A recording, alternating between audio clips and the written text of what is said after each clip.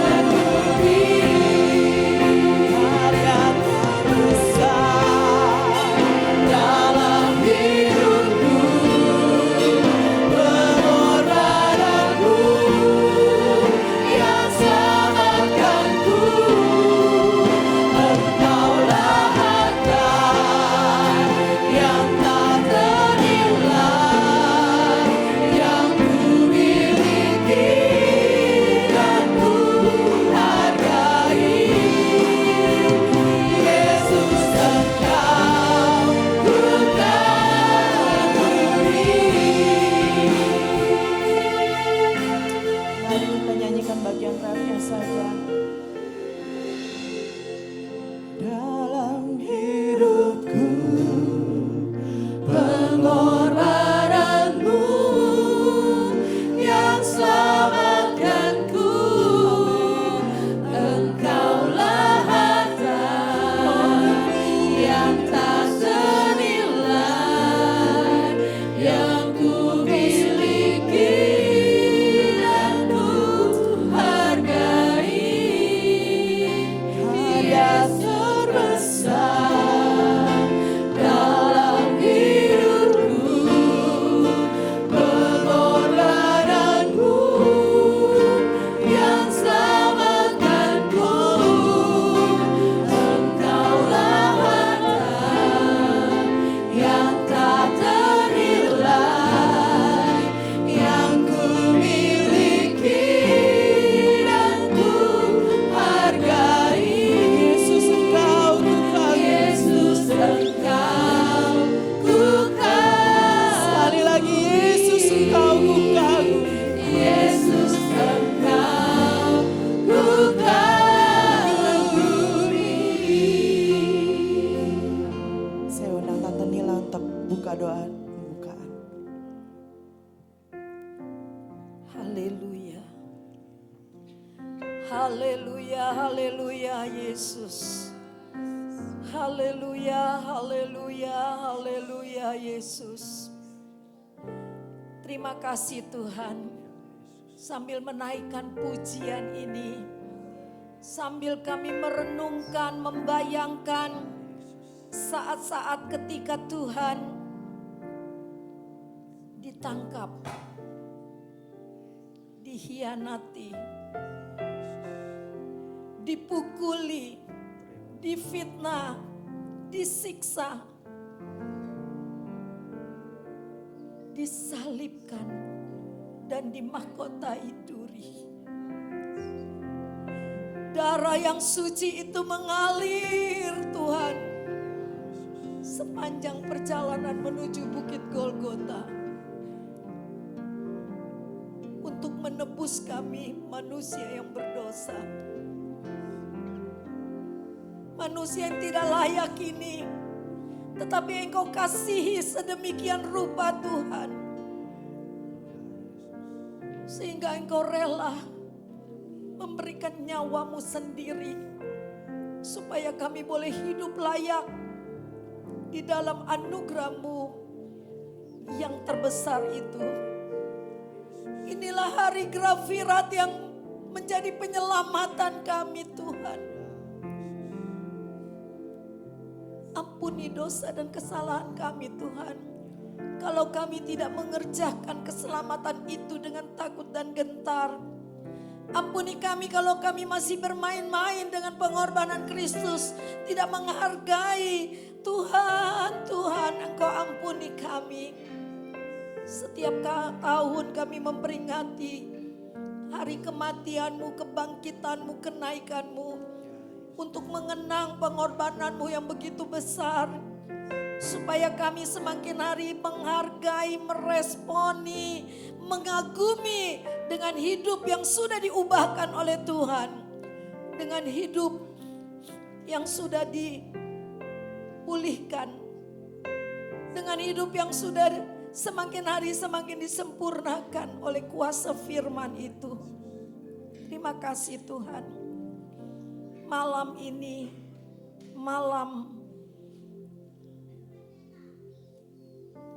perjamuan kudus Tuhan, perjamuan terakhir dengan murid-murid-Mu.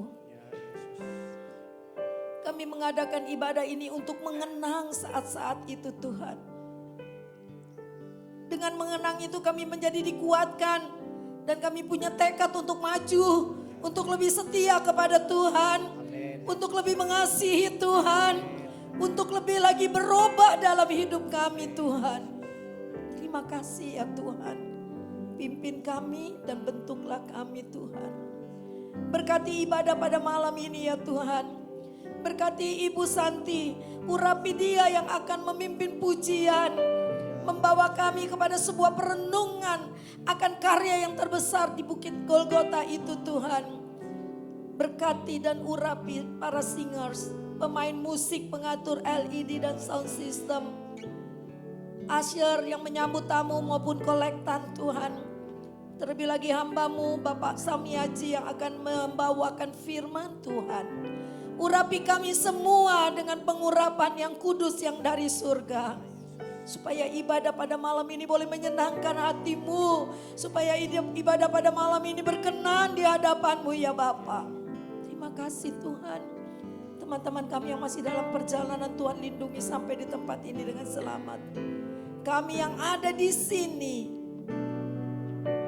mau merayakan hari kemenangan itu Tuhan dengan penuh sukacita. Kami buka ibadah pada malam ini hanya di dalam nama Tuhan Yesus Kristus yang menjadi juru selamat kami yang hidup. Haleluya, haleluya, haleluya.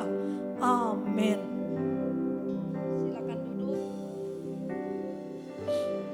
Selamat menikmati berkat Tuhan.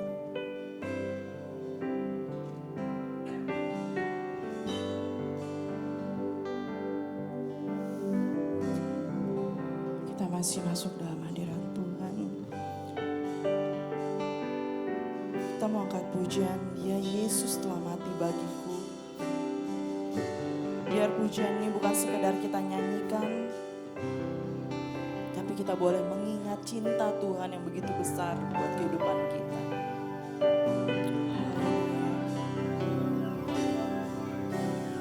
Ya Yesus telah mati bagiku.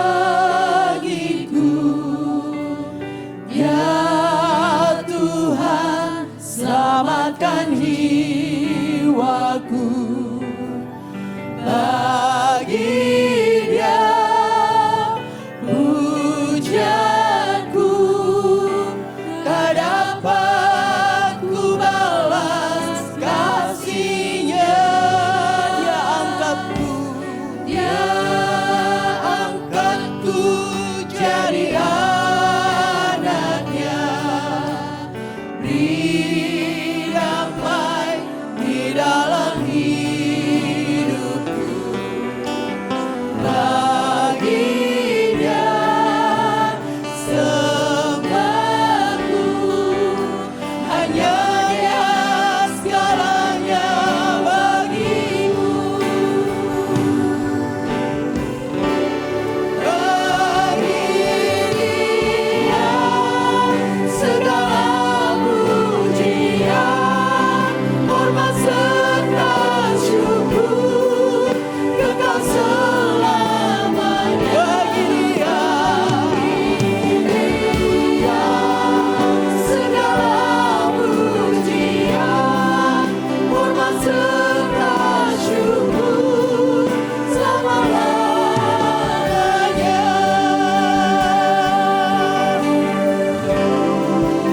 Mari yang wanita angkat pujian ini.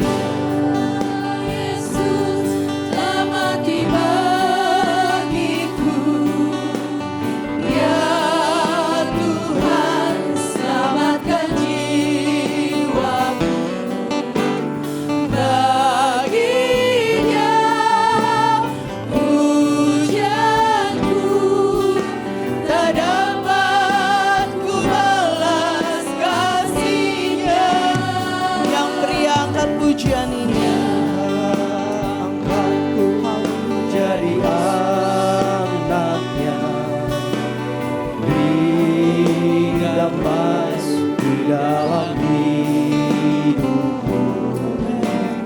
Bagi Dia sembahku, hanya Dia segalanya bagi. sama-sama bagi Dia segala puji. Bagi Dia segala pujian, hormat serta syukur, kekal selamanya. Bagi Dia segala pujian, hormat serta syukur.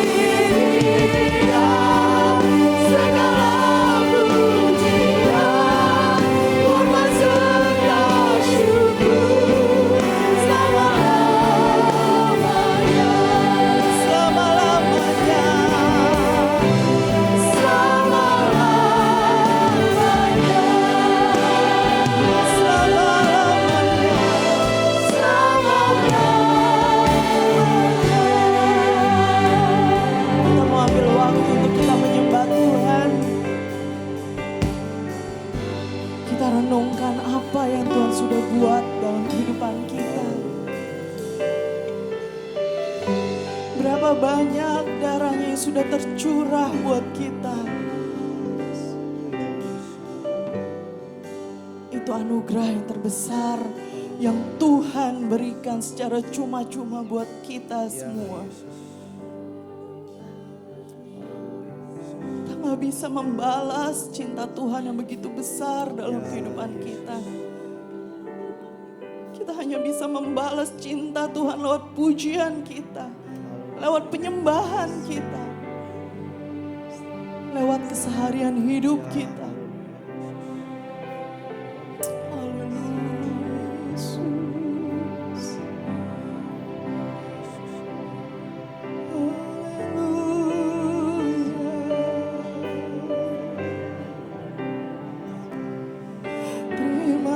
Kasih Tuhan,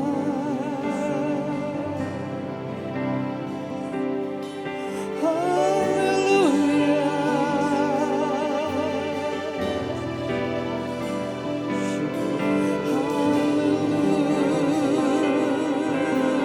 haleluya, Engkau baik Tuhan.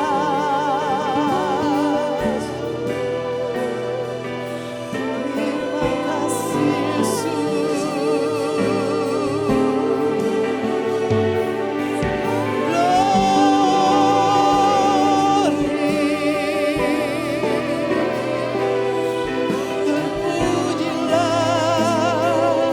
Terpujilah Engkau Tuhan.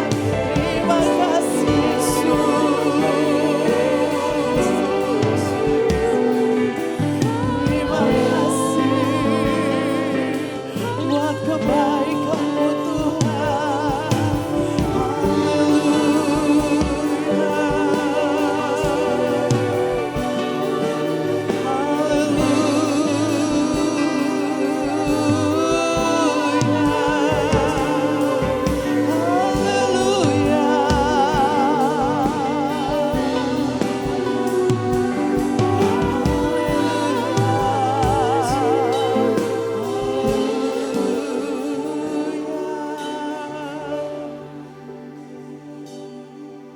Terlalu besar kasih-Mu Bapa, pengorbanan yang Kau berikan bagiku terlalu besar.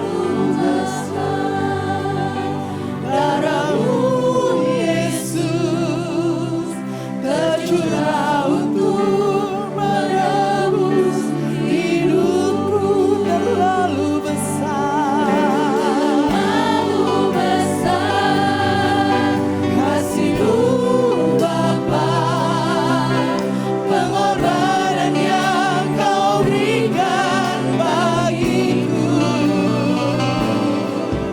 terlalu mahal. Darah-Mu Yesus tercurah untuk menebus hidupku. Katakan sekali lagi, terlalu besar kasih-Mu Bapa, pengorbanan yang Kau berikan bagiku terlalu mahal. Darah-Mu Yesus tercurah untuk menebus hidup, tercurah untuk menebus hidup, tercurah untuk menebus hidup.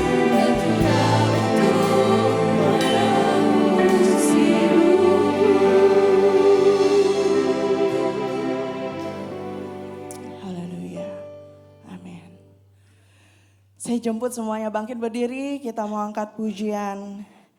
Dia mati bagiku, Dia bangkit bagiku.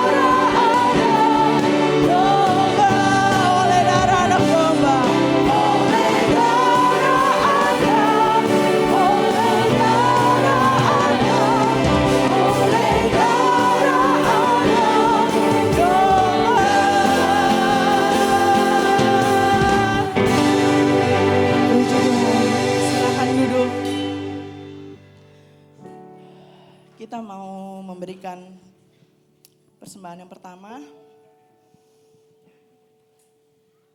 Pada momen seperti ini juga saat murid-murid sedang berkumpul dengan Tuhan Yesus, mereka saling memperdebatkan siapa yang terbesar di antara mereka. Siapa yang boleh duduk dekat Tuhan Yesus gitu ya. Tapi Yesus berkata yang terbesar adalah Dia yang melayani sesamanya. Kita mengangkat pujian siapa yang terbesar. Silakan yang bertugas. Sebelumnya kita mau berdoa dulu, nanti Ko Ferry berdoa.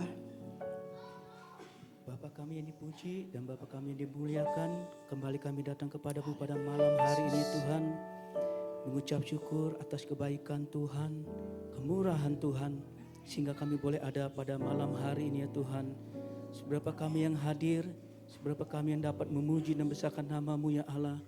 Inilah kerinduan hati kami ya Tuhan. Kami tidak dapat membalas kasih-Mu yang begitu luar biasa, kasih-Mu yang begitu tidak terbatas ya Tuhan. Melainkan hanya melalui pujian dan hormat kami, penyembahan kami ya Allah. Biarlah ini boleh menyenangkan hati-Mu ya Tuhan.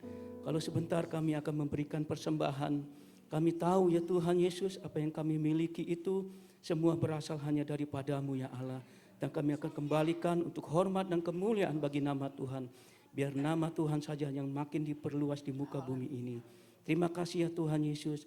Kami memberi persembahan yang pertama dengan penuh ucapan syukur. Di dalam nama Tuhan Yesus Kristus. Haleluya. Amin. Silakan yang bertugas, kita angkat pujian siapa yang terbesar.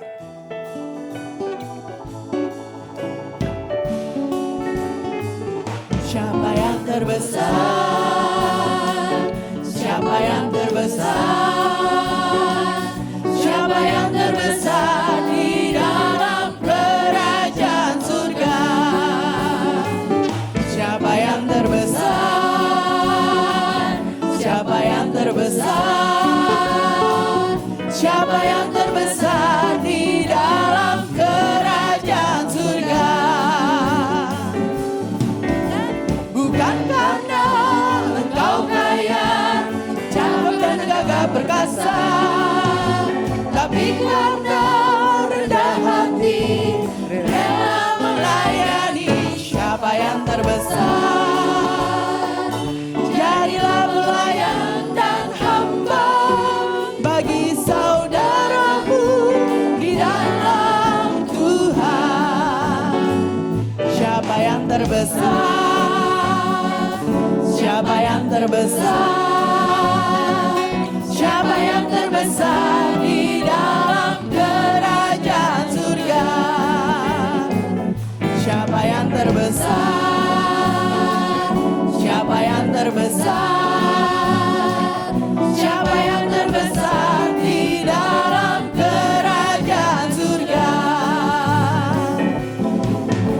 Bukan karena engkau kaya, cakap dan gagah perkasa, tapi karena rendah hati, rela melayani. Siapa yang terbesar? Jadilah pelayan dan hamba bagi saudaramu di dalam Tuhan. Puji Tuhan, terima kasih buat persembahannya, Tuhan memberkati. Kita mau siapkan hati kita untuk menerima kebenaran firman Tuhan. Saya jemput semuanya bangkit berdiri. Kalau pada malam Paskah, Yesus memecah-mecahkan roti di antara murid-muridnya. Membagi-bagikan anggur bagi muridnya. Maukah kita menjadi roti yang terpecah untuk Kristus? Maukah kita menjadi anggur yang tercurah buat Dia? Menjadi saksi buat sesama kita, menjadi pelayan buat sesama kita. Haleluya. Maukah kau jadi roti yang terpecah bagiku?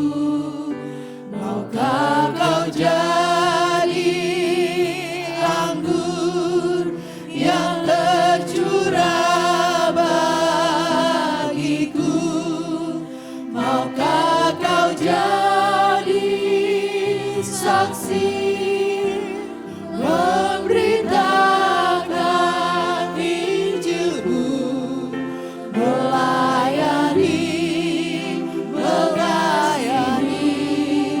lebih sungguh. Mari kita jawab, kita respon ajakan Tuhan ini. Jadi roti yang terpecah bagimu, aku mau jadi anggur yang tercurah bagimu, aku mau jadi saksi memberitakan Injil-Mu, melayani, mengasihi lebih sungguh. Melayani, melayani, melayani, melayani lebih sungguh. Melayani, melayani lebih sungguh.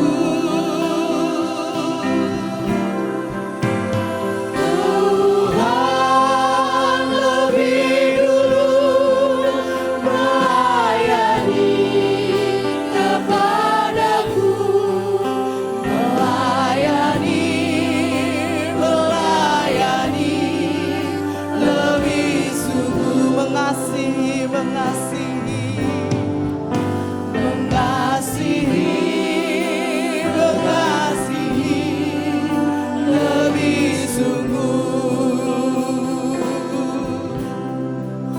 Mengasihi, mengasihi lebih sungguh.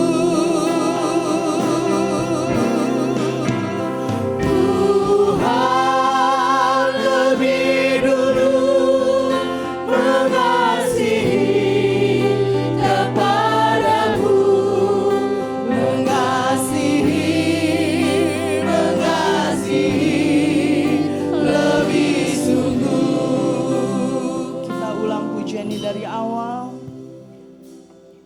Kita benar-benar resapi, benar-benar kita pahami apa yang kita naikkan pujian ini. Karena ini jadi janji kita sama Tuhan. Jadi respon kita atas kebaikan dan cintanya yang terlalu besar buat kita. Haleluya.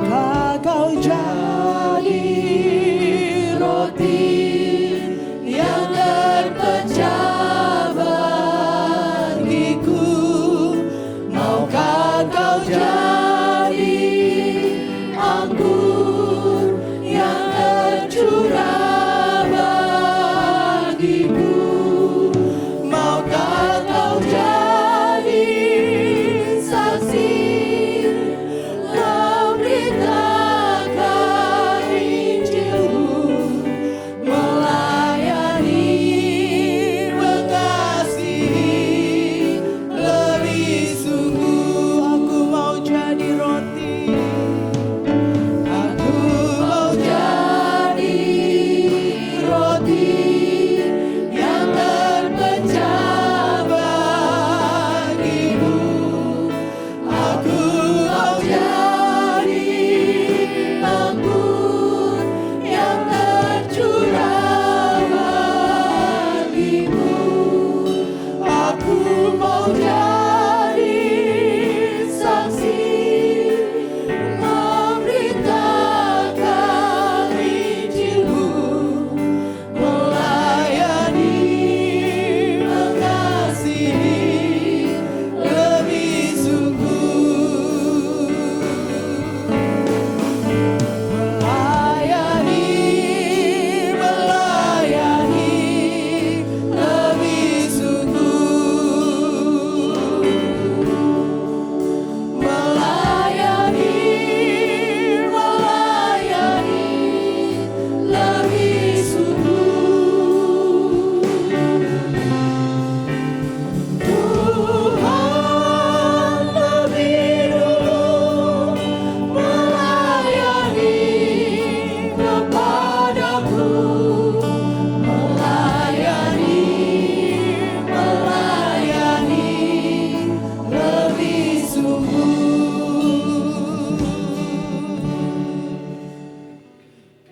Shalom saudaraku sekalian. Salam sejahtera dalam kasih Tuhan Yesus Kristus menyertai kita sekalian. Puji Tuhan. Mula pertama saya mengucap syukur kepada Tuhan oleh kasih dan kemurahan Tuhan malam hari ini kami boleh ada di tempat ini. Yang kedua, kami tidak lupa berterima kasih kepada Ketua yaitu Bu Nila yang boleh mempercayakan kami untuk menyampaikan kebenaran firman Allah malam hari ini dengan tema yang belum pernah saya dengar, saudara. Ada hamba Tuhan khotbah tentang tema ini. Ya, sudah selesai. Atau dalam teks Yunani-nya dikatakan tetelestai. Sebenarnya kata tetelestai ini kalau mau diurai cukup panjang, saudara. Ya. Tapi saya tidak akan terlalu membuang waktu, ya karena saya harus berpacu bukan dengan melodi, tetapi berpacu dengan waktu yang diberikan kepada saya. Justru saya akan membawa kita mundur ke belakang cukup jauh, yaitu kita kembali ke Eden, ya. Bagaimana dosa itu mulai begitu luar biasa bekerja, ya. Untuk itu mari kita sama-sama membuka Kejadian pasal 2 ayat yang ke-16 dan ayat yang ke-17 kita akan baca, ya. Kalau bisa ditampilkan. Kejadian pasal yang kedua ayat 16 dan ayat yang ke-17. Lalu Tuhan Allah memberi perintah ini kepada manusia. Semua pohon dalam taman ini boleh kau makan buahnya dengan bebas. Tetapi pohon pengetahuan tentang yang baik dan yang jahat itu, janganlah kau makan buahnya. Sebab pada hari engkau memakannya, engkau pasti mati. Puji Tuhan. Saudaraku, sebelum Adam jatuh ke dalam dosa, ya, dan dosa mulai bekerja begitu hebatnya di Taman Eden, sebenarnya dosa itu telah ada di sorga.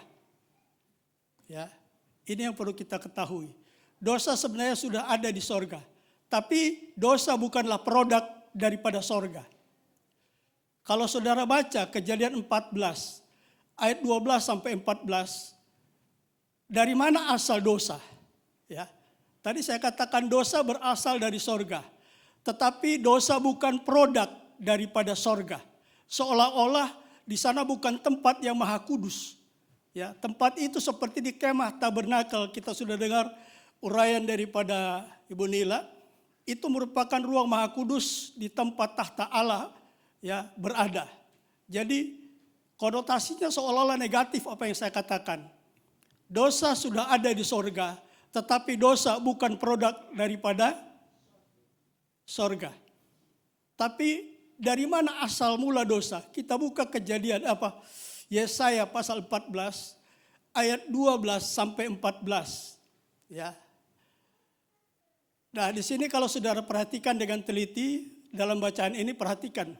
Wah, engkau sudah jatuh dari langit, hai bintang timur, putra fajar. Engkau sudah dipecahkan dan jatuh ke bumi, hai yang mengalahkan bangsa-bangsa. Ayat 13. Engkau yang tadinya berkata dalam hatimu. Perhatikan, ada 5 kata hendak di sini, ya. Engkau yang tadinya berkata dalam hatimu, engkau hendak naik ke langit. Aku hendak mendirikan tahtaku. 2. Yang ketiga adalah mengatasi bintang-bintang Allah, ya. Yang keempat, hendak duduk di atas bukit pertemuan jauh di sebelah utara. Selanjutnya, aku hendak mengatasi ketinggian awan-awan. Yang kelima, hendak menyamai yang maha tinggi. Nah, saudaraku, sebelum dosa mulai bekerja dengan dahsyatnya di muka bumi ini, ya, yang pertama di Eden, itu dosa sudah ada di dalam hati iblis. Ya, ada 10 hukum perintah Allah, ya, ayat yang ke-17 berkata, atau hukum yang ke-10, jangan engkau mengingini. Jadi kita lihat,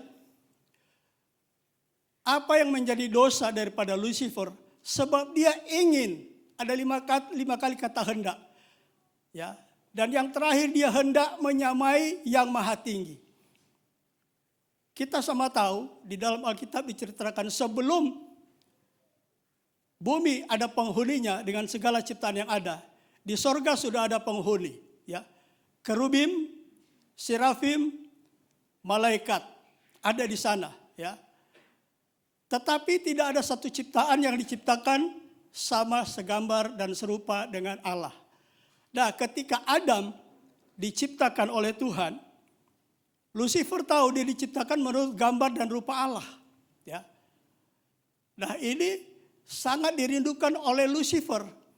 Tetapi karena dia tidak bisa mencapai itu, ya, akhirnya apa yang terjadi? Tuhan menggagalkan keinginan daripada Lucifer. Itu sebabnya dia memberontak.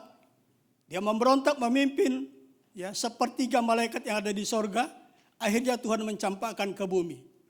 Dan kita lihat Kejadian 2 ayat yang ke-17, Tuhan katakan, semua buah yang ada di taman itu boleh kau makan, tetapi tentang buah yang ada di tengah-tengah, yaitu tentang pohon pengetahuan yang baik dan yang jahat, janganlah kau makan buahnya. Ya. Dan apa yang terjadi? Sebelum Adam jatuh ke dalam dosa, yang tergoda adalah Hawa. Ya. Di sana iblis berdialog dengan Hawa. Dan apa yang diceritakan dalam Kejadian pasal yang ketiga, ya, saya baca dari ayat yang ketiga saja. Lalu ayat pertama mulai saja. Adapun ular yang paling cerdik dari segala binatang di darat yang diciptakan Tuhan oleh Tuhan Allah. Ular itu berkata kepada perempuan itu, tentulah Allah berfirman, semua pohon dalam taman ini jangan kau makan buahnya. Bukan? Lalu sahut perempuan itu kepada ular itu, buah pohon-pohonan dalam taman ini boleh kami makan.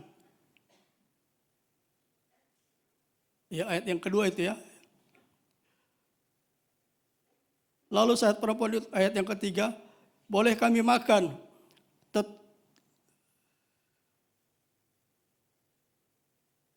Tetapi tentang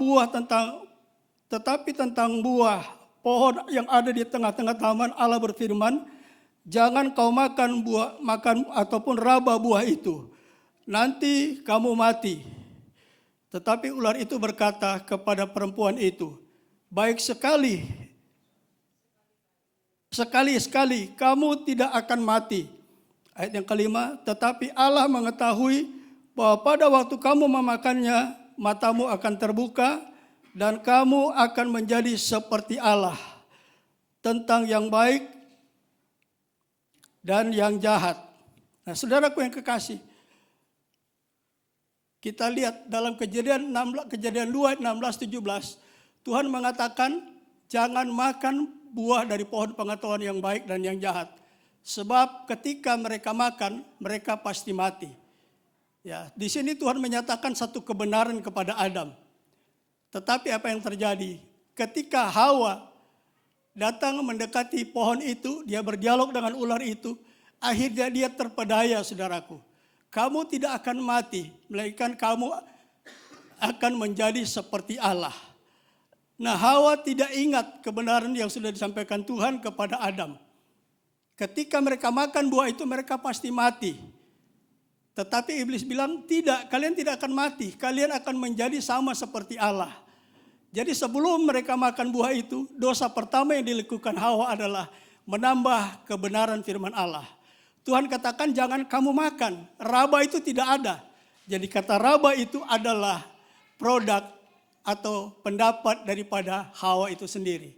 Nah, kemudian Lucifer ketika sudah menjebak Hawa terpedaya, apa yang terjadi saudara? Kamu tidak akan mati. Nah, di sini kita lihat iblis itu suka memutarbalikkan kebenaran. Ya, dia tahu kebenaran tapi dia memutarbalikkan. Dia bilang kamu tidak akan mati, tetapi kamu akan menjadi sama seperti Allah. Tahu yang baik maupun yang jahat. Sebenarnya kalau Hawa dan Adam sadar, mereka sebenarnya sudah menjadi sama dengan Allah. Ya, soalnya segambar dan serupa. Dalam teks Ibrani-nya kata gambar dan rupa itu dipakai istilah zelem dan demut. Selem untuk kata gambar, demut untuk kata rupa. Ya, tapi nanti saya akan jelaskan arti-arti tersebut. Ya, apa itu selem, apa itu demut. Dan saudaraku, di sini kita lihat bahwa ternyata mereka masuk dalam jebakan daripada Lucifer. Ya, jadi Lucifer tidak diciptakan menurut gambar dan rupa Allah, tetapi Adam dan Hawa diciptakan menurut gambar dan rupa Allah. Dulu waktu kami di sekolah Alkitab sempat saya bercanda dengan teman-teman. Saya katakan, kenapa iblis menggoda Hawa untuk makan buah itu agar supaya mereka menjadi sama seperti Allah. Padahal Adam dan Hawa sudah diciptakan menurut gambar dan rupa Allah. Ya, saya katakan sama teman-teman sambil canda, tapi serius. Saya bilang ini mungkin Lucifer cemburu, ya. Sebab penghuni sorga tidak ada yang diciptakan menurut gambar dan rupa Allah, tetapi manusia diciptakan menurut gambar dan rupa Allah. Ya, saya katakan seperti itu sama teman-teman. Mereka sampai ketawa. Iya juga ya. Ya, nah saudaraku, rencana atau kehendak iblis ingin menyamai sama dengan Allah tidak tercapai. Rencana iblis gagal. Itu sebabnya dia dibuang ke dunia ini. Dan apa yang terjadi ketika dia ada di dalam Taman Eden, dia mengganggu Adam dan Hawa. Dan kita lihat saudaraku, dosa ini adalah dosa yang paling berat di hadapan Tuhan.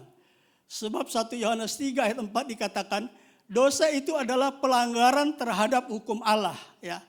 Dalam bahasa Ibrani-nya artinya parabasis. Parabasis artinya melanggar batas larangan yang Tuhan berikan. Tuhan bilang jangan makan, tapi mereka terpedaya oleh gangguan atau godaan daripada Lucifer. Ya, yang memakai piranti atau unsur atau media yaitu si ular itu sendiri. Nah saudaraku, setelah mereka terpedaya akhirnya Adam dan Hawa menikmati buah tersebut saudaraku. Ya. Dan kita lihat, tolong ditampilkan Ibrani pasal Roma pasal 5 ayat 12.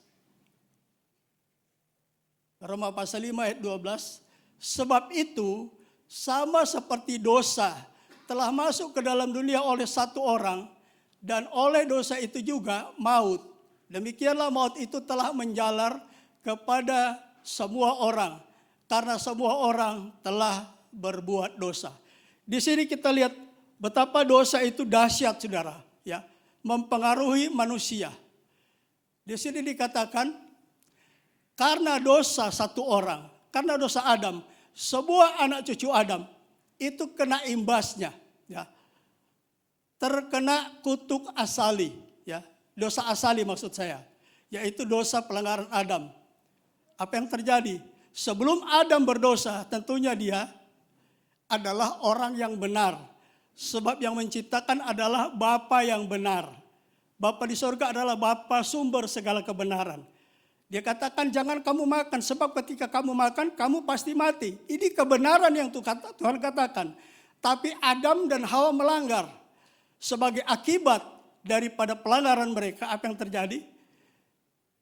Dia katakan oleh satu orang dosa telah masuk ke dalam dunia, dan oleh dosa itu juga maut. Dampak daripada dosa adalah pertama, status Adam sebagai orang benar diubahkan menjadi orang berdosa. Ya, kita anak cucu Adam semua orang berdosa, bukan karena perbuatan kita, tapi karena dosa asali, yaitu dosa Adam yang diimputasikan kepada setiap orang percaya. Maka jadilah kita orang-orang berdosa karena kelahiran, bukan karena dosa yang kita lakukan. Itu yang namanya dosa asali. Dosa yang diperhitungkan oleh Tuhan dari dosa Adam kepada seluruh anak cucu Adam. Ya. Nah, saudaraku, di ayat yang ke-17 kita lihat dari kitab Roma tadi, ayat 17, tolong sampaikan ayat 17. Roma pasal 5. Sebab jika oleh dosa satu orang maut telah berkuasa oleh satu orang itu, maka lebih benar lagi mereka yang telah menerima kelimpahan kasih karunia dan anugerah kebenaran akan hidup dan berkuasa oleh karena satu orang itu, yaitu Yesus Kristus. Saudaraku, tujuan Yesus datang ya untuk menyelesaikan masalah manusia. Masalah yang pertama adalah status setiap orang yang ada di dunia ini, bukan lagi orang benar. Kalau Adam tidak memakan buah yang dilarang Tuhan, Adam masih tetap memiliki status sebagai orang yang benar. Itu sebabnya dikatakan oleh dosa satu orang, yaitu Adam, ketika makan buah itu, dia sudah kehilangan status di hadapan Tuhan. Ya, statusnya sebagai orang benar, bukan sebagai orang berdosa, bukan lagi orang benar. Nah, ini alasan pertama mengapa Yesus datang ke dalam dunia, untuk membawa misi dari Bapa untuk menyelamatkan orang berdosa dari perbudakan dosa. Pertama, karena mereka telah berdosa. Ya, status mereka itu bukan lagi orang benar, tetapi orang berdosa. Nah, kita lihat apa yang Yesus lakukan pada waktu dia ada di bumi ini. Ya, kita lihat Roma pasal yang kelima ayat yang pertama. Roma pasal 5 ayat yang pertama. Perhatikan ayat ini. Sebab itu, kita yang dibenarkan karena iman, kita hidup dalam damai sejahtera dengan Allah oleh karena Tuhan kita Yesus Kristus. Kita lihat, ini alasan yang pertama. Manusia tidak bisa merubah statusnya, sebab hanya Tuhan yang menentukan status manusia. Tadinya sebelum Adam jatuh ke dalam dosa, dia adalah orang benar. Tapi ketika dia makan buah yang dilarang Tuhan, dia menjadi orang berdosa. Ya, itu yang Paulus katakan kepada anak-anak Tuhan yang ada di kota Roma. Ya, di sini kita lihat karena iman ya kita dibenarkan. Jadi status kita dimerdekakan dari dosa supaya kita menjadi orang yang dibenarkan di hadapan Allah. Ya, nah ini tidak bisa manusia lakukan, apapun yang mereka melakukan tidak bisa, saudara. Ya, jadi status manusia hanya bisa Tuhan yang merubah. Ya, di dalam kitab Samuel di sana dikatakan Tuhan mampu merubah ya seseorang, mengangkat seseorang, merendahkan seseorang, mematikan dan menghidupkan. Semua itu Tuhan yang bisa lakukan. Manusia tidak bisa membebaskan dirinya dari dosa, ya. Sebab dosa itu satu yang luar biasa, ya. Yang kedua, Kejadian pasal yang ketiga ayat yang ke-23. Tolong tampilkan. Lalu Tuhan Allah mengusir dia dari Taman Eden supaya ia mengusahakan tanah dari mana ia diambil. Perhatikan kalimat di sini. Tuhan mengusir dia. Sebagai akibat dosa, manusia atau Adam diusir. Ya, dia terpisah dari Allah.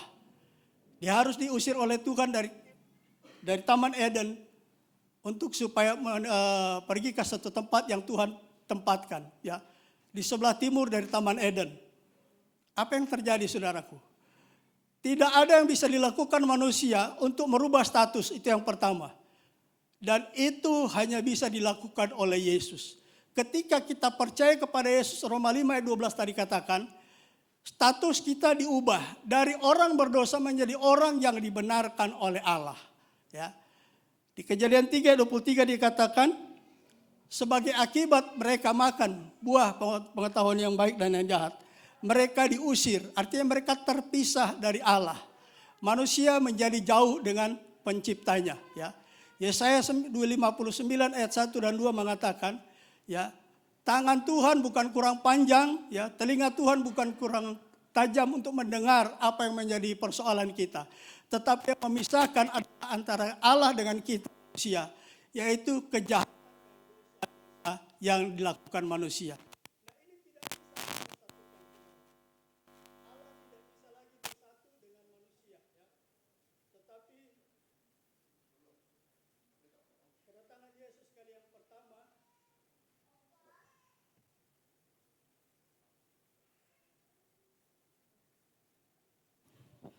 Kedatangan Yesus kali yang pertama, dialah yang kembali mempersatukan Allah dengan manusia melalui kematiannya. Ya, coba kita lihat di Efesus pasal yang pertama ayat yang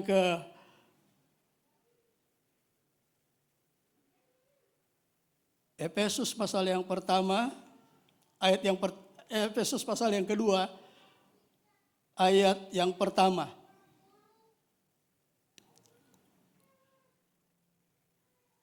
Efesus pertama ayat yang kedua, di sini Paulus memberikan kesaksian kepada jemaat yang ada di Efesus. Kamu dahulu sudah mati karena pelanggaran-pelanggaran dan dosa-dosamu. Ya. Anak-anak Tuhan yang ada di kota Efesus, Paulus ingatkan, sebelum mereka kenal Tuhan, mereka sebenarnya sudah mati. Ya. Sudah mati. Mereka karena dosa-dosa dan pelanggaran mereka. Dan di sini kita lihat, Adam Tuhan katakan pasti mati. Tapi pada waktu dia selesai makan dia belum mati. Umur 930 baru Adam mati. Ya. Jadi sebenarnya Adam itu dilengkapi oleh Tuhan dengan hidup yang kekal. Jadi kematian sebagai akibat dosa itu bukan bagian dari manusia. Kematian bukan bagian dari manusia. Kematian sebagai akibat dari pelanggaran Adam. Dia berdosa. Nah, dosa itulah yang membuat rohani Adam itu mati. Ya. Itu sebabnya dia diusir, terpisah dari Allah. Begitu juga anak-anak Tuhan di Efesus. Paulus katakan, dahulu kamu sudah mati karena pelanggaran-pelanggaran dan dosa-dosamu. Ya, begitulah orang yang sebelum kenal Tuhan, saudaraku. Mereka itu mati rohani di hadapan Allah. Ya. Semua keberadaannya itu gelap. Nah, itu sebabnya di Efesus pasal 2 tadi, ayat yang ke-12 dan ayat yang ke-13, ya, perhatikan.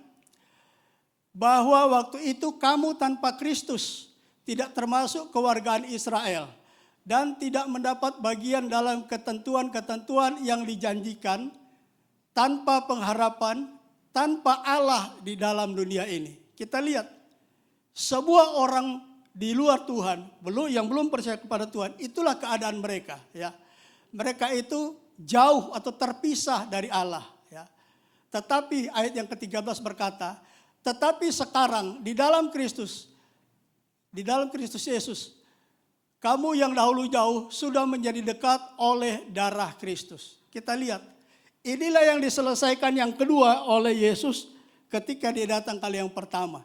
Manusia tidak bisa mendekat kepada Allah sebab dosa yang menjadi penyekat atau pemisah. Ya. Itu yang kedua yang dilakukan oleh Yesus ketika dia datang ke dalam dunia. Yang ketiga, sebagai akibat dosa, manusia harus menanggung hukuman, saudaraku. Di dalam kitab Taurat, Tuhan bilang kepada bangsa Israel, Imamat pasal yang keempat, ya, kita lihat Imamat pasal 4 ayat yang ketiga. Imamat 4 ayat yang ketiga. Maka jikalau orang yang berbuat dosa itu imam yang diurapi, ya, sehingga bangsanya turut bersalah, haruslah ia mempersembahkan kepada Tuhan karena dosa yang telah diperbuat, yaitu seekor lembu jantan muda yang tidak bercela sebagai korban penghapus dosa. Dan di zaman hukum Taurat, Tuhan memberitahukan kepada orang Israel untuk menghapus dosa yang mereka telah lakukan. Harus ada penumpahan darah. Ya. Harus ada korban lembu. Ya.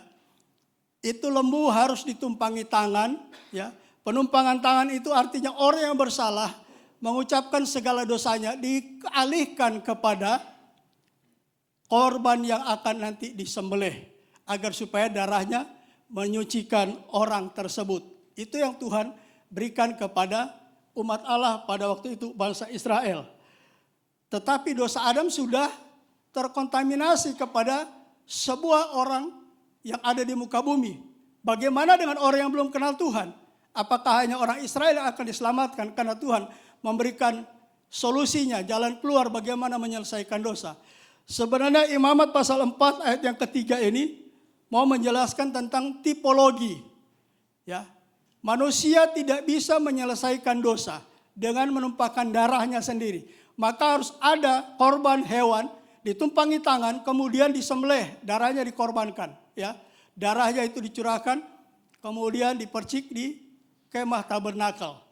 Dan saudaraku, ketika Yesus datang kali yang pertama, dialah yang menyelesaikan dosa isi dunia ini. Ya, itu sebabnya domba di sini merupakan lambang daripada anak domba dan darah yang melambangkan tentang darah Kristus. Ya, itu sebabnya mari kita lihat di dalam kitab kitab Ibrani pasal 9 ayat 13 dan ayat 14. Sebab jika darah domba jantan dan darah lembu jantan dan percikan abu lembu muda menguduskan mereka yang najis atau yang berdosa sehingga disucikan secara lahir dia, ya. Betapa lebihnya darah Kristus yang oleh roh yang kekal telah mempersembahkan dirinya sendiri kepada Allah sebagai korban yang tak bercacat akan menyucikan hati nurani kita dari perbuatan-perbuatan yang sia-sia supaya kita dapat beribadah kepada Allah yang hidup. Nah, kita lihat ternyata darah domba atau darah lembu atau darah apapun yang dikorbankan di zaman hukum Taurat itu merupakan bukan solusi. Ya, sebab itu setiap tahun harus diadakan korban seperti itu. Ya, itu hanya menutupi, bukan menyelesaikan dosa.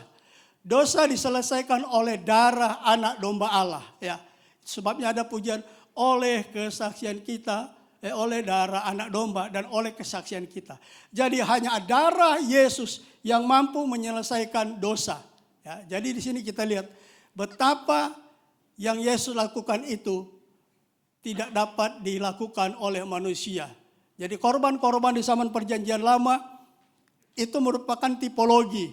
Nanti akan ada domba yang sesungguhnya yaitu domba Allah atau Yesus Kristus akan mati di kayu salib menumpahkan darahnya menyelesaikan dosa manusia. Ya.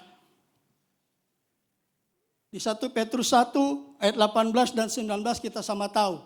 Kita ditebus dari cara hidup yang sia-sia. Bukan oleh darah, bukan oleh emas perak, tetapi lebih daripada itu yaitu oleh darah anak domba Allah. Ya. Ayat 18 di sini dikatakan, sebab kamu tahu bahwa kamu telah ditebus dari cara hidupmu yang sia-sia yang kamu warisi dari nenek moyangmu itu bukan dengan barang fana, bukan pula dengan perak atau emas, melainkan dengan darah yang mahal, yaitu darah Kristus yang sama seperti darah domba yang tak bernoda, tak bercacat.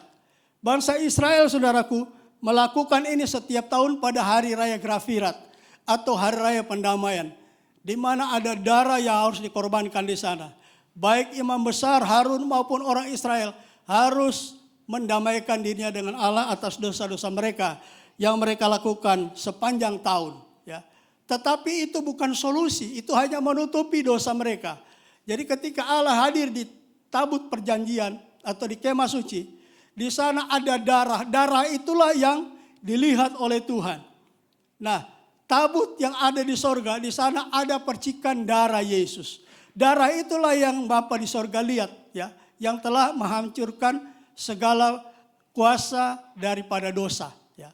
Itu sebabnya kita harus bersyukur, sebab oleh karena darah anak domba Allah, kita boleh diselamatkan dari murka Allah. Ya. Yang kemudian dikatakan, yang kelima, yang keempat maksud saya, Roma 6 ayat yang ke-18. Roma 6 ayat yang ke-18. Kamu telah dimerdekakan dari dosa dan menjadi hamba kepada kebenaran. Ya. Adam ketika makan buah itu statusnya berubah. Dari orang yang benar atau orang yang dibenarkan Tuhan menjadi orang berdosa. Nah, status Adam ini turun kepada anak cucu Adam. Sampai hari ini bagi mereka yang belum kenal Tuhan, mereka masih tergolong orang berdosa. Ya.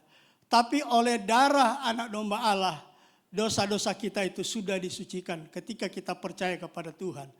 Itulah poin yang keempat yang Yesus lakukan. Ya. Selama dia ada di bumi, selama 3,5 tahun ini, Keempat hal ini tidak bisa dilakukan manusia. Itulah solusinya kenapa Bapa di sorga mengutus Yesus untuk membawa misi keselamatan atas orang berdosa dari perbudakan dosa. Ya, itu yang perlu kita sadari. Kemudian yang kelima, kita akan lihat sebagai akibat daripada dosa, Adam hilang kemuliaan. Ya, mari kita lihat di dalam Kejadian pasal yang ketiga, ayat yang ke-7. Kejadian pasal 3 ayat yang ke-7. Firman Allah berkata, maka terbukalah mata mereka berdua, dan mereka tahu bahwa mereka telanjang. Lalu mereka menyemat daun pohon ara dan membuat cawat. Kita lihat ketika Adam makan buah dan Hawa, ya, mereka telanjang. Apa yang terjadi? Kemuliaan Allah yang menutupi seluruh tubuh mereka, dari telapak kaki, dari ujung rambut, itu tanggal, itu hilang sebagai akibat dosa. Ya. Kejadian pasal 2 ayat 24 kalau nggak salah, coba tolong tampilkan Kejadian pasal 2 ayat 24. Ayat 25 coba. Saya lupa mencatat, ya betul. Mereka keduanya telanjang, manusia dan istrinya itu. Tetapi mereka tidak merasa malu. Kita lihat, selesai Adam dan Hawa diciptakan, keduanya telanjang. Tapi tidak merasa malu.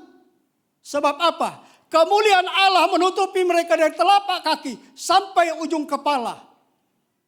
Jadi mereka tidak bisa melihat apa yang tidak boleh dilihat secara kasat mata sekarang ya. Tapi sebelum jatuh ke dalam dosa, pakaian mereka adalah pakaian kemuliaan Allah yang menyelubugi dari seluruh hidup mereka. Dari telapak kaki sampai ujung kepala. Tapi ketika Adam dan Hawa makan buah itu, apa yang terjadi? Mereka keduanya telanjang, manusia dan istrinya itu, tetapi tidak. Maksud saya Kejadian 3 ayat yang ke-6 tadi. Ya. Itu sebelum mereka jatuh ke dalam dosa. Ketelanjangan mereka tidak lihat. Ya.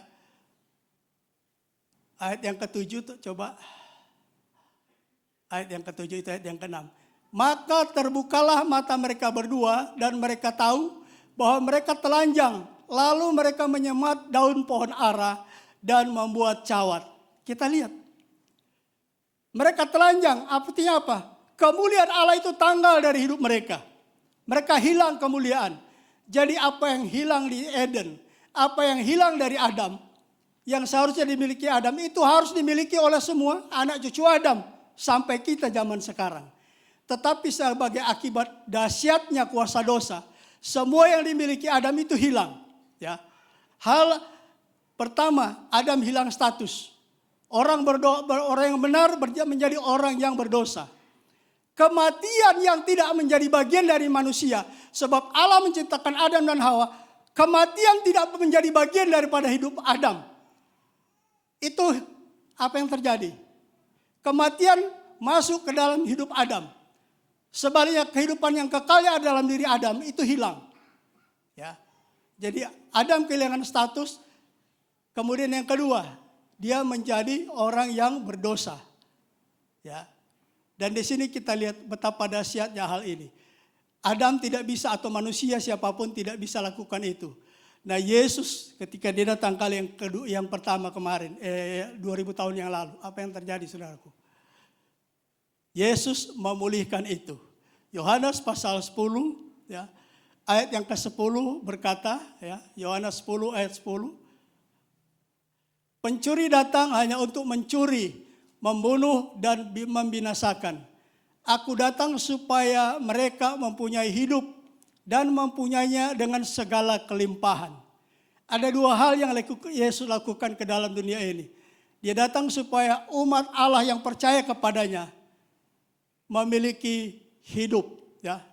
Hidup di sini adalah zoe. Dalam bahasa Yunani-nya dipakai kata zoe, bukan bios. Kalau bios itu seperti kita suka nonton bioskop. Dan di sana kita bisa lihat gambar yang hidup tapi sebenarnya mati. Itu yang Paulus bilang kepada jemaat Efesus pasal 2. Kamu dahulu sudah mati, bukan mati secara physically, tapi mati secara rohani. Putus hubungan dengan Tuhan, terpisah dengan Tuhan. Nah, yang Yesus datang dia bawa ke dalam dunia adalah apa, saudaraku? Dia bawa Zoe, yaitu hidupnya Allah. Kalau bios yang dikenakan kepada manusia itu kepada orang yang belum percaya. Bios ini adalah hidup yang akan berakhir sampai di kuburan. Tapi kalau Zoe, hidupnya Allah yang tidak berkesudahan. Hidup yang tanpa batas. Ya, itulah yang artinya Zoe. Yesus berikan kepada siapa yang percaya. Yohanes 3 ayat 16 jelas mengatakan, begitu besar kasih Allah akan isi dunia ini, ya, sehingga ia telah mengaruniakan anaknya yang tunggal, supaya setiap orang yang percaya kepadanya tidak binasa. Kematian sebagai akibat dosa Adam yang akan menimpa setiap orang, tapi itu akan menghindar dari orang percaya. Artinya kematian di situ bukan kematian secara fisik saja, tapi kematian kekal di neraka atau di Gehenna, saudaraku. Ini yang perlu kita sadari. Hanya Yesus yang mampu membuat kehidupan kekal menjadi milik kita. Ya, itu sebabnya dikatakan tidak akan binasa, melainkan beroleh hidup yang kekal. Jadi kekal yang ada dalam diri Adam itu hilang akibat dosa. Betapa dahsyatnya kuasa dosa itu, saudaraku. Ya. Kemudian poin yang kelima ini dikatakan,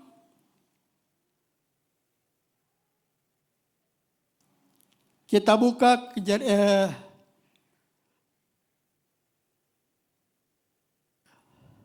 kitab 2 Korintus 3 ayat yang ke-18. 2 Korintus 3 ayat yang ke-18 di sini dikatakan, dan kita semua mencerminkan kemuliaan Tuhan dengan muka yang tidak berselubung. Dan karena kemuliaan itu datangnya dari Tuhan yang adalah roh, maka kita diubah menjadi serupa dengan gambar Allah, sesuai dengan serupa dengan gambarnya dalam kemuliaan yang lebih besar. Ya, di sini kita melihat gambar dan rupa Allah yang sudah rusak di Taman Eden, ya, sebagai akibat dosa, dipulihkan oleh Yesus Kristus. Ya, dengan cara bagaimana? Melalui kelahiran kembali, kita diubahkan oleh Tuhan menjadi ciptaan yang baru. Ya, 2 Korintus 5 ayat 17 jelas menyatakan itu. Kita diubahkan menjadi ciptaan yang baru. Nah, di sini kita melihat ada 5 poin ini, ya, ada 7 poin tapi saya mengingat waktu. 5 poin ini yang tidak bisa dilakukan oleh manusia, inilah penyebab Allah mengutus Yesus ke dalam dunia ini untuk membawa misi penebusan manusia atas perbudakan dosa. Ya, itu sebabnya kita, saudaraku, apa yang harus kita lakukan menyikapi hal ini. Ada satu ayat yang disampaikan oleh Paulus dalam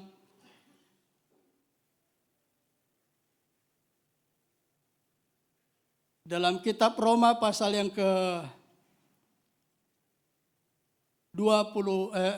Roma pasal 3 ayat yang ke-24 dan 25. Roma pasal 3 ayat 24.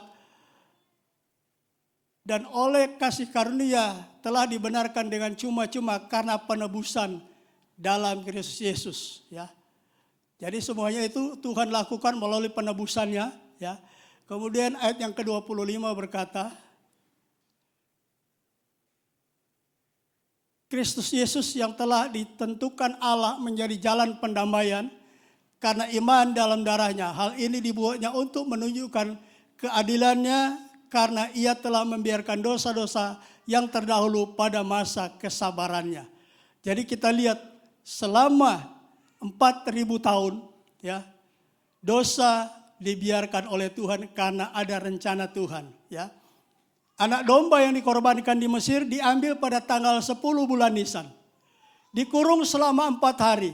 Ini menggambarkan bahwa dari zaman kekekalan Allah sudah menetapkan bahwa anak domba itu harus dikurung selama 4.000 tahun. Dalam pelajaran petajaman, 1 zaman 2.000 tahun. Ya, Ada tiga lingkungan besar, ya, saman Bapa, saman Anak, saman Roh Kudus, ya. Di sana dinyatakan bahwa anak domba dikurung selama 4 hari. Artinya apa? Selama 4.000 tahun Yesus yang sudah ditentukan Allah di masa kekekalan harus menjadi korban. Baru dinyatakan 2.000 tahun yang lalu, saudaraku. Jadi apapun yang dosa lakukan terhadap manusia yang tidak bisa dipulihkan oleh manusia itu sendiri, yang hilang dari Adam, itu dikembalikan oleh Yesus melalui pengorbanannya. Ya. Sebabnya sebagai orang percaya, kita harus menyikapi hal ini dengan ucapan syukur kepada Tuhan, saudaraku. Ya, oleh karena darah anak domba Allah itulah kita sekarang boleh percaya kepada Tuhan. Ya, jadi respon kita itu yang dimaksud dengan tetelestai itu. Ini poin-poin penting dalam misi perdamaian yang dibawa oleh Yesus. Ya, misi penebusan terhadap manusia berdosa. Ini poin-poin utama. Kalau boleh dibilang ini adalah goal daripada misi daripada Yesus. Ya, rangkaian daripada misi-misi yang harus Yesus katakan. Ya, kita dianugerahi iman, ya, dianugerahi pertobatan, dianugerahi karunia-karunia dan sebagainya. Itu cuman bonus, saudaraku. Tetapi poin yang penting seperti saya katakan 5 hal tadi. Ya, tidak bisa dilakukan manusia, hanya Yesus yang sendiri yang harus melakukan hal itu. Karena itu dari permulaan zaman. 1 Petrus 1 ayat yang ke-20 kalau saya nggak salah, ya. Tolong tampilkan ayat ini. Ia telah dipilih sebelum dunia dijadikan, ya. Jadi sebelum alam semesta ada, Tuhan sudah punya rencana bahwa karena Tuhan Maha tahu, Dia tahu Adam pasti jatuh dan manusia tidak mampu melakukan 5 poin yang saya uraikan tadi. Sebabnya Yesus sebelum alam semesta diciptakan, anak domba itu telah dikurung Allah, telah dipersiapkan Allah supaya tiba saatnya Yesus harus datang. Dia memang harus datang. Ya. Sebab yang menjadi perantara untuk memperdamaikan, mempersatukan dan sebagainya kita dengan Allah adalah Yesus Kristus sendiri. 1 Timotius 2 ayat yang ke-5. Ya, ini sebagai ayat yang terakhir.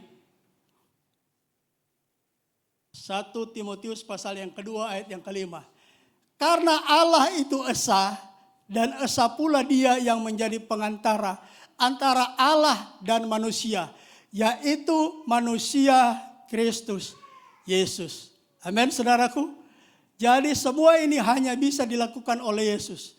Domba-domba yang selama 1.500 tahun dikorbankan oleh bangsa Israel kepada Tuhan sebagai penghapus dosa, itu merupakan tipologi atau cuma bayangan.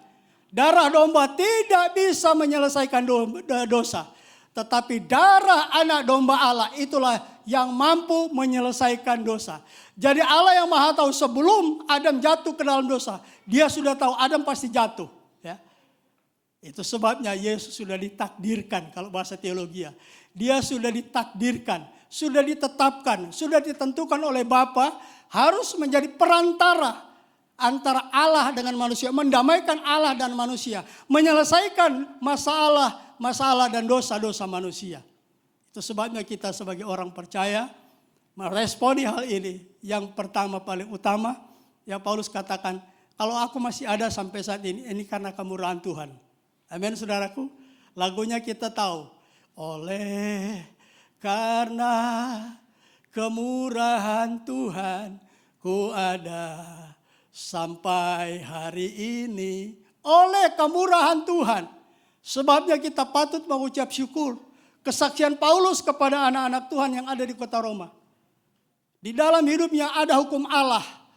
Tetapi dia pengen melakukan hukum Allah, tapi dagingnya dikuasai oleh dosa. Jadi dia tidak bisa melakukan apa-apa terhadap dosa. Sehingga dikatakan, aku manusia celaka, tetapi syukur kepada Allah. Oleh Kristus dia boleh dibebaskan. Kita tahu bahwa Rasul Paulus adalah salah satu anggota Mahkamah Sanhedrin. Dia sarjana termuda teologi Taurat yang ada di Mahkamah Sanhedrin. Dia tahu segala hukum Allah, tapi dia tidak bisa melakukan hukum Allah. Tapi kuasa dosa menguasai keinginan dagingnya, itu yang mengikat dia, saudara. Tapi puji Tuhan, setelah dia tangkap Tuhan, dia bertobat, dia mengucapkan syukur kepada Allah karena Kristus Yesus. bisa membebaskan dia dari perbudakan dosa. Nah, saudaraku yang kekasih, inilah kelima poin yang ingin saya sampaikan. Tetelestai ini poin-poin intinya saudaraku ya. Ini poin-poin intinya yang Yesus selesaikan. Jadi tetelestai artinya menyelesaikan, ya, menggenapkan, memenuhi, ya. Jadi mengakhiri, ya. Di dalam Efesus 2 ayat 15 di situ dikatakan, ya, salah satu tujuan Yesus datang ke dalam dunia, hukum-hukum perjanjian lama itu diubah, ya. Sebab dengan matinya sebagai manusia, ia telah membatalkan hukum Taurat dengan segala perintah dan ketentuannya. Ya. Kematian Yesus di kayu salib bukan hanya menyelesaikan dosa, ya, membawa misi keselamatan dari manusia, termasuk hukum Taurat yang diberikan kepada bangsa Israel, yang sebanyak 613 mitvos atau 613 hukum, itu diselesaikan oleh Yesus melalui kematiannya di kayu salib. Tetapi sampai hari ini masih ada orang yang melakukan hukum Taurat. Salah satu adalah SDA, Seventh Day Baptist, Gereja Masehi Advent, itu SDA. Masih hari ini, sampai hari ini melakukan hukum Taurat. Padahal jelas firman Allah katakan, dengan kematiannya sebagai manusia, ia telah membatalkan hukum Taurat dengan segala perintah dan ketentuannya. Dari 10 hukum dijabarkan oleh para rabi menjadi 613 hukum. Seperti Indonesia. Cuman ada 5 sila setelah dijabarkan menjadi 36 butir. Begitulah kira-kira. Dibatalkan. Tapi sampai hari ini SDA dan ada beberapa gereja aliran dari SDA, Seventh Day Advent, ya, itu masih melakukan hukum Taurat sampai hari ini. Ya, tapi kita sebagai orang percaya sudah bebas dari hukum Taurat. Makanya sebelum Yesus naik ke sorga, amanat agung salah satu diantaranya, pergilah kamu ke seluruh muka bumi, beritakan Injil, tidak plus Taurat, tidak. Beritakan Injil kepada segala bangsa. Sebab Taurat hanya khusus untuk orang Yahudi. Ya, yang sekarang adalah YSDA itu. Tetapi Injil untuk segala bangsa. Taurat hanya untuk orang Yahudi. Ya. Nah, kita dibebaskan dari semua itu. Itulah kira-kira isi daripada atau goal daripada tetelestai yang Yesus sudah lakukan. Puji Tuhan, saya sampaikan di sini firman Tuhan. Saya undang pemain musik, kita akan nyanyi satu lagu mengakhiri kebenaran firman Allah ini. Dengan tim musik, tolong maju.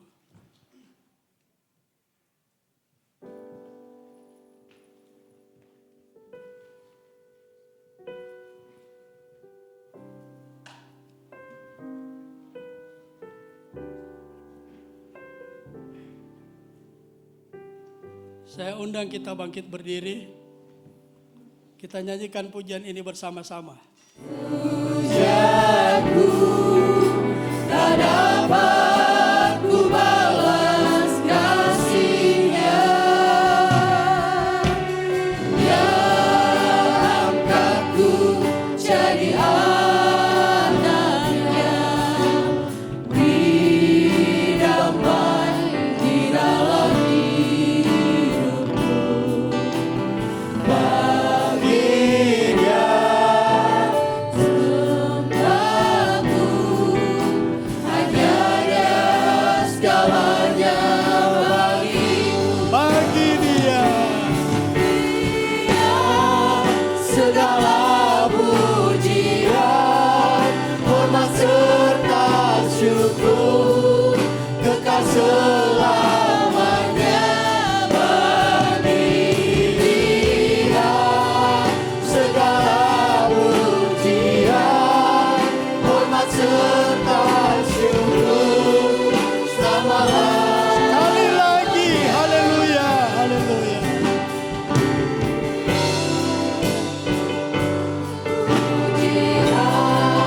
Hormat serta syukur, kekal selamanya bagi Dia. Segala pujian, hormat serta syukur, selama-lamanya. Haleluya, sembah Dia saudara. Bagi Dia segala pujian, bagi Dia segala hormat, serta syukur. Haleluya, kita sembah Dia. Haleluya, glory puji bagimu Bapa. Urabasandaya nalamo, kami sembah namamu Bapa. Terimalah syukur kami Tuhan. Haleluya. Haleluya. Gloria lama sando. Bagi Dia, haleluya. Bagi Dia segala pujian, hormat serta syukur kekal selamanya.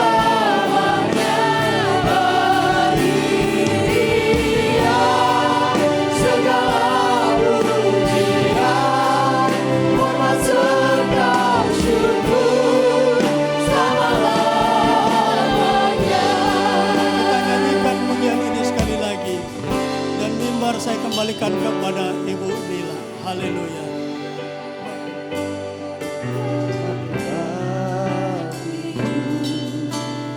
Ya Tuhan, selamatkan jiwaku. Bagi Dia pujianku, tak dapat ku balas kasih-Nya.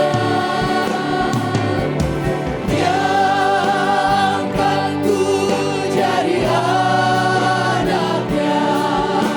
Beri damai di dalam hidupku. Bagi Dia sembahku, hanya Dia segalanya bagiku. Bagi Dia segala pujian, hormat serta syukur kekal selamanya. Bagi Dia segala pujian, hormat serta syukur selama-lamanya. Bagi Dia segala pujian.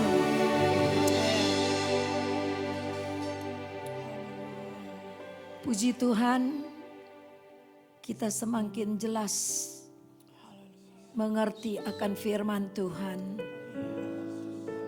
Biar kita lebih dalam lagi mencintai Dia.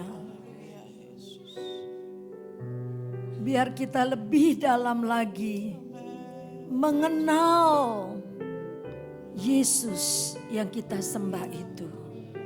Kita naikkan pujian ini sekali lagi. Pada waktu bagi Dia segala pujian, kita angkat tangan kita. Setulus hati kita katakan segala pujian hanya bagi Tuhan.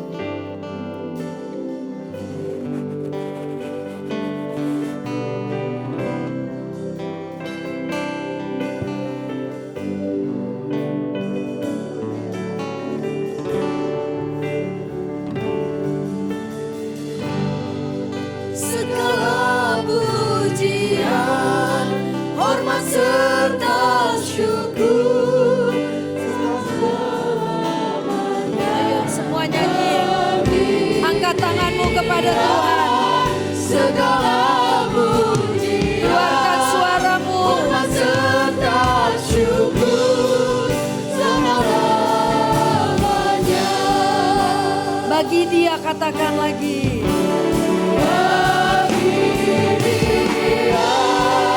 Segala pujian, hormat serta syukur kekal selamanya. Bagi Dia segala pujian, hormat serta syukur selama-lamanya.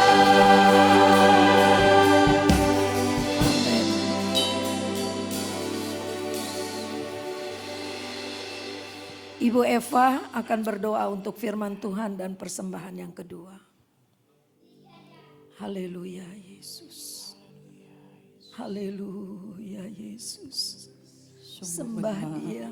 Haleluya Yesus. Oh, segala puji hanya bagi Tuhan. Haleluya Yesus. Haleluya. Engkau Allah yang sudah mati bagi kami. Haleluya. Patut kami tinggikan di atas segalanya. Haleluya. Engkau darah, Kau yang menjadi domba. Haleluya. Haleluya. Domba Paskah yang begitu kudus. Yang ditinggikan dan dimuliakan oleh Allah Bapa. Haleluya. Yang sanggup menghapus segala dosa-dosa kami Tuhan. Sungguh mulia. Haleluya. Dan betapa lebihnya darah Yesus. Amen. Terima kasih Tuhan. Haleluya. Buat penebusan yang sudah Engkau lakukan dalam hidup kami. Bersyukur, kami bersyukur dan bersyukur. Kami responi Amin. keselamatan yang sudah Kau kerjakan bagi hidup kami. Amin. Haleluya. Kami responi karya penebusan Tuhan dalam hidup kami. Makasih Tuhan. Kami mendengar firman-Mu menjelaskan bagaimana Allah Yesus menggenapi karya penyelamatan itu bagi kami. Saat ini Tuhan, kami juga mau menghidupi diri kami, menghidupi kehidupan kami dengan keselamatan yang Tuhan sudah berikan bagi kami. Ajar kami Tuhan, untuk kami hidup dalam kebenaran. Kebenaran akan firman-Mu yang hidup kami sudah dibenarkan oleh iman kami kepada Tuhan. Bantu kami ya Roh Kudus, untuk kami dapat menjalani hidup kami di dalam kebenaran-Mu. Supaya Tuhan, kebenaran-kebenaran yang sesungguhnya boleh berlaku dalam kehidupan kami. Dan kami boleh Tuhan menjadi orang-orang yang dibenarkan. Dan orang lain yang boleh melihat, boleh percaya dan memuliakan Engkau. Terima kasih memberkati hamba-Mu, Pendeta Samiaji yang sudah menyampaikan kebenaran firman-Mu, menjelaskan dengan rinci bagaimana Allah bekerja dalam karya penyelamatan manusia. Terima kasih Tuhan, Tuhan memberkati hamba-Mu dengan hikmat yang daripada-Mu. Terima kasih, sebentar kami akan memberi persembahan yang kedua. Tuhan berkati kami semua dengan janji firman Allah bahwa kami akan menabur kebenaran dan kami akan menuai kebenaran itu Tuhan. Kau memberkati setiap kami yang memberi dengan bersungguh-sungguh dan dengan mengucap syukur. Kami mau lakukan hanya di dalam satu nama, yaitu di dalam nama Tuhan Yesus Kristus. Haleluya. Amin. Amin. Silakan duduk. Dialah segalanya bagiku. Biar Yesus segalanya bagi Alton selama-lamanya dengan Dina dan anak-anaknya ya. Terima kasih Tuhan. Haleluya Yesus. Singer nyanyi yang kencang, singernya nyanyi dong. Dia bagiku, dialah segalanya, besar kecil, korbankan dirinya untuk selamatkanku. Dialah segalanya, Dia bagiku. Kita diam sejenak. Alton sama Dina nyanyikan lagu ini satu kali aja sebagai persembahan kepada Tuhan dengan janji manis. Dialah segalanya, Dia bagiku. Dialah segalanya,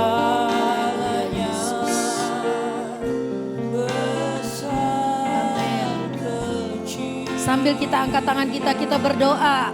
Memberkati Alton dan Dina. Amin. Haleluya. Untuk selamatkanku. Haleluya Yesus. Dialah segalanya. Dialah Kita sama-sama nyanyikan lagu ini. Segalanya Dia bagiku, Dialah segalanya, besar kecil, korbankan dirinya untuk selamatkanku. Dialah segalanya, Dia bagiku. Amin. Haleluya, haleluya Yesus. Tangan kami terangkat ke atas kepadamu ya Tuhan. Kalau pada malam ini anakmu Alton dan Dina tepat hari pernikahannya yang kesekian puluh tahun. Tuhan, Engkau Allah yang sudah memberkati mereka dengan 4 orang anak yang manis-manis. Engkau yang sudah memberkati pekerjaannya Alton Tuhan. Sehingga dia boleh ada sebagaimana dia ada sampai pada detik ini. Dan dia tetap setia kepadamu Tuhan. Kami berdoa biar Alton dan Dina makin setia. Makin setia kepada Tuhan. Seperti pujian yang dinaikkan kepada Tuhan. Bahwa Tuhan segalanya bagi kami. Besar atau kecil Tuhan segalanya bagi Alton dan Dina dan bagi kami semua. Berkati anak-anaknya yang sudah mulai dewasa Tuhan. Dari yang terkecil Mosa sampai yang paling besar Tuhan berkati. Mereka boleh menjadi saksi Tuhan. Alton dan Dina menjadi teladan bagi anak-anaknya. Kami berdoa di dalam nama Yesus Kristus. Turunkan berkat-Mu atas keluarga ini. Damai sejahtera Allah, kasih sayang Allah melimpah dalam hidup mereka. Dan mereka meresponi semua cinta kasih Tuhan dengan kesetiaan kepada Tuhan. Mereka yang berulang tahun, yang beranniversary sepanjang bulan ini. Tuhan juga memberkati. Memberkati kami semua keluarga Sekina. Di dalam nama Yesus Kristus kami berdoa. Terima kasih Tuhan. Haleluya. Amin. Silakan duduk. Terima kasih Tante Nila. Amin. Terima kasih keluarga Sekina. Amin. Terima kasih Tuhan Yesus. Haleluya. Kita akan naikkan pujian Dialah segalanya bagiku. Persembahan dijalankan. Ini janji kita kepada Tuhan meresponi pengorbanannya. Segalanya Dia bagiku, Dialah segalanya, besar kecil, korbankan dirinya untuk selamatkanku. Dialah segalanya, Dia bagiku, seperti air madu dari batu karang, dicicir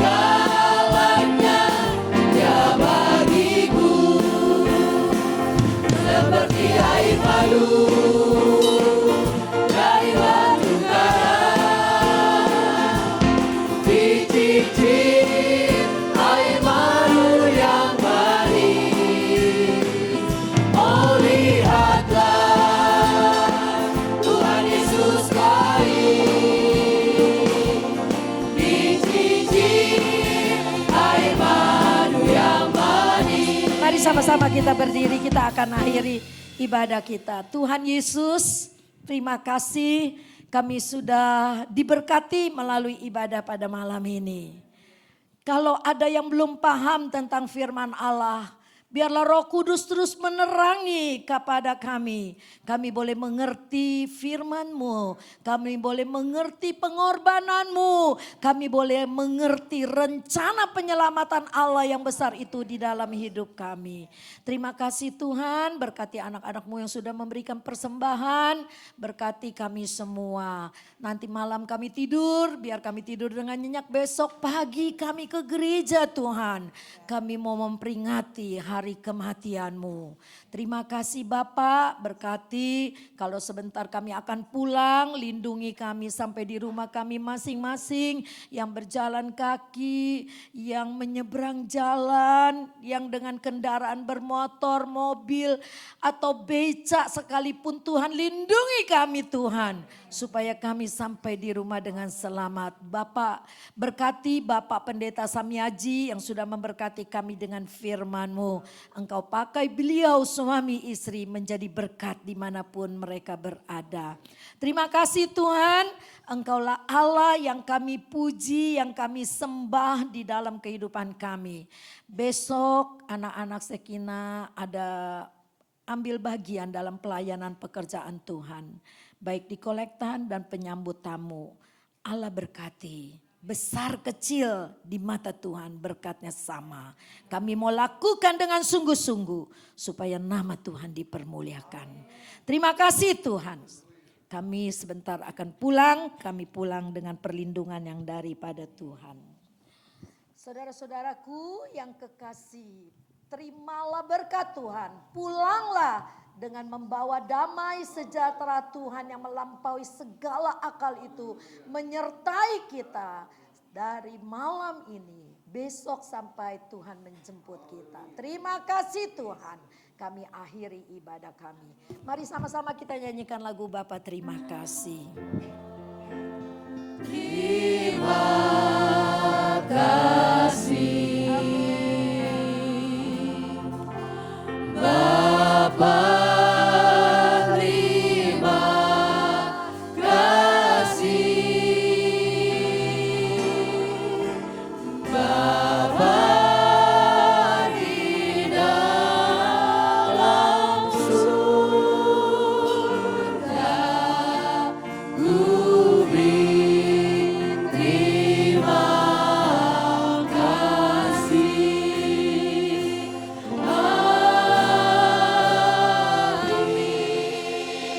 Selamat pulang, Tuhan memberkati. Mari kita salam-salaman.